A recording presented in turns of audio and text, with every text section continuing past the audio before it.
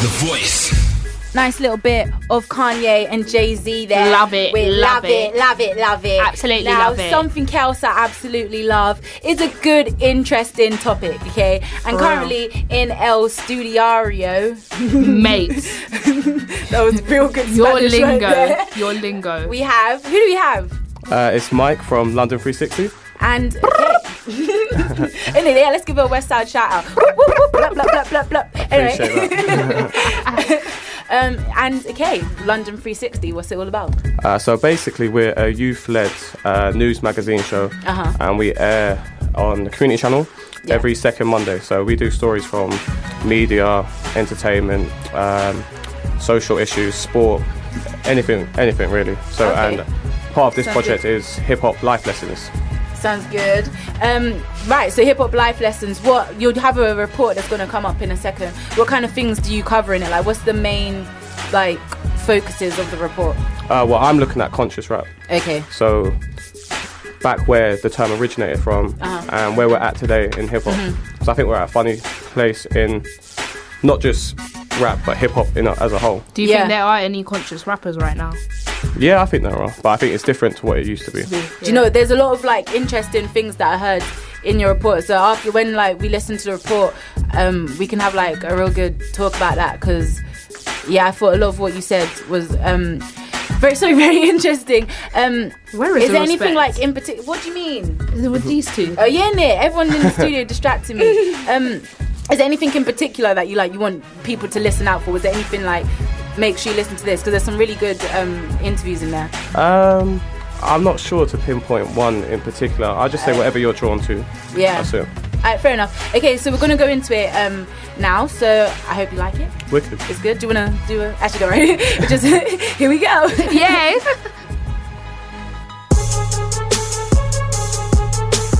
At the 2014 Grammy Awards, the hip-hop world became engaged in one of the biggest controversies in recent memory. Macklemore walked away with 4 Grammys, including Best Rap Album, while Kendrick Lamar received none, despite releasing the critically acclaimed Good Kid, Mad City album. Many people saw it as a triumph of mainstream rap over the pure, positive and so-called conscious rap that Kendrick embodies. Journalist Lee Pinkerton disagrees. I've seen Boys in the Hood. So Kendrick, what is Kendrick teaching me? He's not teaching me anything. He's telling me a good story. He's not raising my consciousness. To be a conscious rapper, you have to be teaching me something. Visions of Martin Luther staring at me. Malcolm X put a hex on my future, someone catch me. I'm falling victim to a revolutionary song. To understand the effect this term conscious rap has had on hip-hop, we must go back and understand its origin. Legendary UK rapper, Ty. What we're looking at right now is the end result of people tampering with the essence of what hip-hop is supposed to be and saying, no, it needs to be just this. It doesn't need to be political at all, just needs to be this. So the difference is simple. Back then, you had more of a real essence, you had more of a real journey from a young person becoming enlightened or becoming aware of particular things and then sharing that information. Grab a hold of yourself, open your eyes, get wise to the exercise being taught by the teacher. That's most dominant. You need knowledge, well, I'm dropping it. We always had something positive to say, and I think if you're in a position to say something positive where people are listening to you, it's your duty to do so. UK rap pioneer, Cookie. I think the whole lyrical and profanity stuff changed when West Coast hip-hop kind of crossed over, because that's when we were introduced to groups like NWA. Police coming straight from the underground. A young nigga got it bad 'cause I'm brown. After the huge commercial success of NWA, record labels learned that violence, sex and drugs sells. Today, this remains the case. While there is a conception, conscious rap doesn't. Hip-hop scholar Jacqueline Springer feels there is some danger in the term conscious rap. There's nothing wrong with calling certain rappers conscious, but what that automatically decrees is that people who are not deemed to be that are not conscious, that they're not serious, that they're not good enough. And there are some fantastic MCs who just may not be there yet, or who may find that it is in their best interest, who may be steered, who may be told, categorically, financially incentivized to not make music of that, in that ilk. welfare supporters, more conscious of the way we raise our daughters. Days are shorter, nights are colder, feeling like life is over. These snakes strike like a cobra. Just cause you're in the ghetto doesn't mean you can't grow. The hottest new star to break through in the industry is New York internet sensation Bobby Shmurda. Jello Beats, holla at me. And Chewy and some hot. Tottenham rapper Wretch 32 explains how he has divided opinions. And now it's like you might have a rapper that will pop up, boop, he's got one tune and it's come through, and now he's as big as the guy that has done like 25 mixtapes, put in 100,000 hours of his time or whatever, and it's like it's not weighing up sometimes. Hip-hop journalist Hattie Collins. What is there about Bobby Shmurda? What's he offering to the conversation? You would perhaps argue not a lot, but he has this energy about him. He has the hooks on every track are incredibly insistent. I love it. I've listened to all this stuff. Is there much cultural value in what he's saying? Not massively, no. Just in G-Star, GS9 I go so hard, but GS from a squad, and if it's a problem we gon' gun brawl. Hip-hop is a culture, a mentality, a way of life. While conscious rap may no longer be mainstream in the way it once was, there is no reason why mainstream artists can't be conscious. Rapper Ty. You can be political, you can be conscious, you can be mainstream. People keep trying to suggest that you can't do both. You can.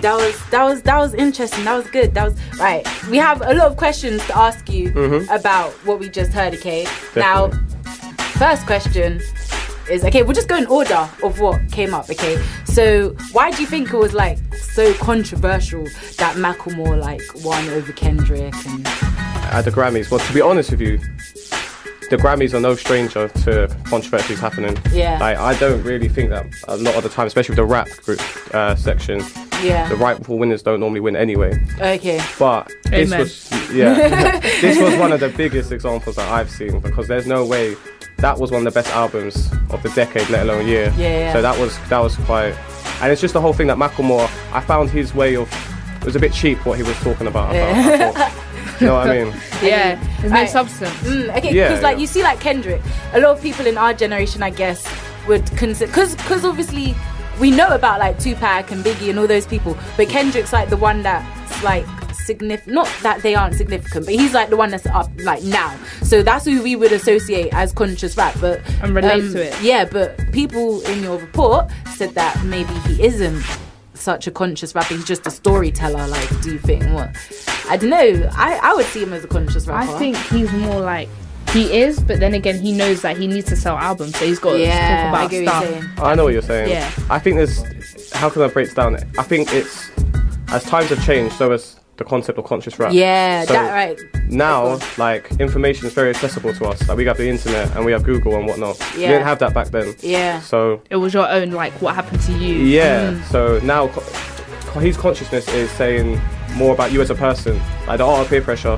Don't go around with your friends doing this, doing that. Think about it. Yeah. That's more of his consciousness. Okay, right. Question then: what is conscious rap? Like, what does that mean?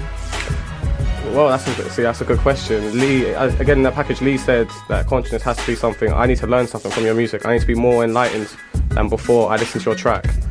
But it's always a subjective thing. Like, what is enlightenment to everyone else? It's something different, isn't it, to everyone?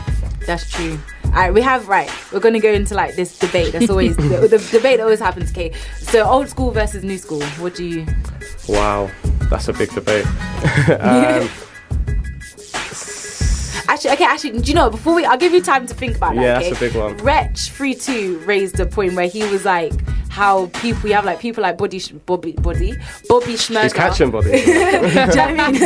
I like that. Who can like come up with one song and that's it, like he's signed, he's like out there. Whereas you have like people who are working hard for like years and still might never get signed. Like, what do you think that says about music or hip hop? Do you think that says anything or? Yeah, I think it does. I think it's all about opportunity and timing. That's true. To be honest. That's so true.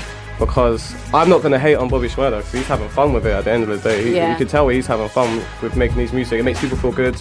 Like, I'm more of a conscious rapper sort of guy, but I can't say that Pop Boy's not the biggest song of the year so far. Yeah, that's true. You know what I mean? So that's true. Do you think music needs to be conscious though? Do you think like it has to have a meaning or? I think rap is big enough for everything, for both types of music. But me personally, I came in listening to Nas, Tupac, and they were sort of artists more about they weren't just about the music, they were more about the message. So, but then I love DMX at the same time. DMX is one of my favourites, and he definitely isn't conscious. So. How do you feel about the way Jay-Z has changed? Does that have to be a quick answer? I was never his biggest fan in the first place, to be honest. Wow. I'll be completely honest with you, his voice doesn't do much for me. Like, I understand his wordplay and lyrics, but voice, he doesn't excite me as a rapper. That's just personal opinion. But I think it's about staying relevant, innit? So of course, yeah. But, right, we're gonna go into a bit of old school now, a little bit of Nas, If I Ruled the World. So make sure you keep it locked, and we'll continue this discussion after. Thank you.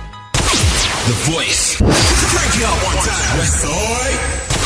The Voice. And we're back. Okay, right. The discussion was getting heated. Okay, so we just played a bit of Nas, If I Ruled the World. Okay, and the discussion, Jay-Z, Nas, relevance basically. Should they be carrying on? You were saying how you don't really like Jay-Z's music. No, it's not for you. It's a personal preference thing. But I will say that most of the time throughout his career, to be fair to him, his life has reflected his music.